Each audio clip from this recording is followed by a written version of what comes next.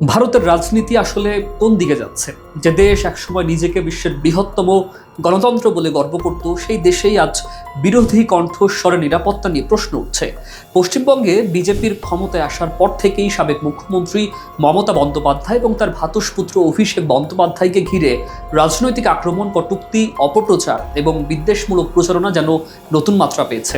রাজনৈতিক প্রতিপক্ষকে পরাজিত করাই যথেষ্ট নয়, তাকে সামাজিকভাবে অপমানিত ও রাজনৈতিকভাবে অকার্যকর করে দেওয়ার সংস্কৃতি ক্রমশ শক্তিশালী হচ্ছে।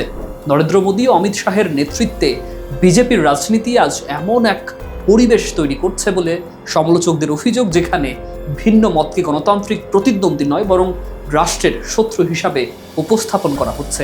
আর সেই রাজনীতিরই ভয়ঙ্কর প্রতিফলন দেখা গেল গত 30 মে সোনারপুরে। নিহত এক তৃণমূল কর্মীর পরিবারের সঙ্গে দেখা করতে যাওয়ার পথে অভিষেক বন্দ্যোপাধ্যায়কে ঘিরে যা ঘটেছে তা শুধু একটি রাজনৈতিক বিক্ষোভ নয়, এটি ভারতের বর্তমান রাজনৈতিক সংস্কৃতির এক উদ্বেগজনক প্রতিচ্ছবি। কালো পতাকা, চোর স্লোগান, ডিম জুতো নিক্ষেপ, ইট পাটকেল ছোড়া, এমনকি শারীরিক ভাবে হামলার অভিযোগ, সব মিলিয়ে পরিস্থিতি এমন এক পর্যায়ে পৌঁছায় যে তাকে মাথা বাঁচাতে হেলমেট পরতে হয়। অভিযোগ উঠেছে তাকে চড় ঘুষি পর্যন্ত মারা হয়েছে, তার চশমা ভেঙে দেওয়া হয়েছে এবং তাকে কার্যত ঘিরে ফেলে হামলা চালানো হয়েছে। প্রশ্ন হলো, একজন নির্বাচিত সাংসদের উপর দিনের আলোয় এমন হামলা হলে সেটি কি কেবল জনরোষ, নাকি এমন একটি রাজনৈতিক আবহের ফল যেখানে ঘৃণা ও বিদ্বেষকে ক্রমাগত উস্কে দেওয়া হচ্ছে? গণতন্ত্রে বিরোধী নেতার সঙ্গে মতের লড়াই হওয়ার কথা, কিন্তু ভারতের সেই লড়াই কি এখন রাস্তার শক্তি প্রদর্শনের প্রতিযোগিতায় পরিণত হচ্ছে?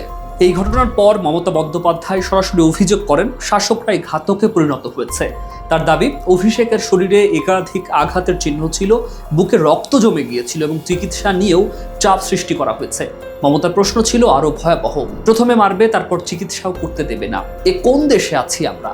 এই বক্তব্য নিছক রাজনৈতিক আবেগ নয়, এটি ভারতের গণতান্ত্রিক প্রতিষ্ঠানগুলোর নিরপেক্ষতা নিয়ে একটি গভীর উদ্বেগের প্রতিফলন। কারণ যখন বিরোধীরা বিশ্বাস করতে শুরু করে যে প্রশাসন, পুলিশ কিংবা রাষ্ট্রীয় কাঠামো তাদের সুরক্ষা দিতে ব্যর্থ বা অনিচ্ছুক, তখন গণতন্ত্রের ভিত্তি দুর্বল হয়ে পড়ে। একজন বিরোধী নেতার উপর হামলা হলে এবং সেই ঘটনা নিরাপত্তা ব্যবস্থার ব্যর্থতা নিয়ে প্রশ্ন ওঠে, তখন দায়ী শুধু হামলাকারীদেরই নয়, দায় রাষ্ট্রেরও। সমালোচকরা বলছেন যে মোদী অমিত শাহ যুগে ভারতের রাজনীতিতে সবচেয়ে বড় পরিবর্তন হলো রাজনৈতিক মেরুকরণকে রাষ্ট্রীয় শক্তির সঙ্গে যুক্ত করা। ধর্মীয় পরিচয়, জাতীয়তাবাদ এবং সংখ্যাগরিষ্ঠতাবাদী আবেগকে ব্যবহার করে এমন এক রাজনৈতিক পরিবেশ গড়ে তোলা হয়েছে যেখানে সংখ্যালঘু সম্প্রদায়, বিরোধী দল এবং সমালোচনামূলক কণ্ঠস্বর ক্রমশ চাপে পড়ছে। নাগরিকত্ব আইন থেকে শুরু করে বিভিন্ন সাম্প্রদায়িক উত্তেজনা, বিরোধী নেতাদের বিরুদ্ধে ধারাবাহিক তদন্ত এবং সমালোচকদের দেশ বিরোধী তকমা দেওয়ার প্রবণতা, সব মিলিয়ে ভারতকে নিয়ে আন্তর্জাতিক মহলেও উদ্বেগ তৈরি হয়েছে। গণতন্ত্রের সৌন্দর্য হলো ভিন্ন মতকে স্থান দেয়া, কিন্তু বর্তমান ভারতে ভিন্ন মত প্রকাশ করাই যেন অনেক ক্ষেত্রে রাজনৈতিক ঝুঁকির বিষয় হয়ে উঠছে। বিরোধীরা তাই প্রশ্ন তুলছে, ভারত কি ধীরে ধীরে এমন এক রাষ্ট্রের রূপ নিচ্ছে যেখানে ক্ষমতার সমালোচনা করাই সবচেয়ে বড় অপরাধ?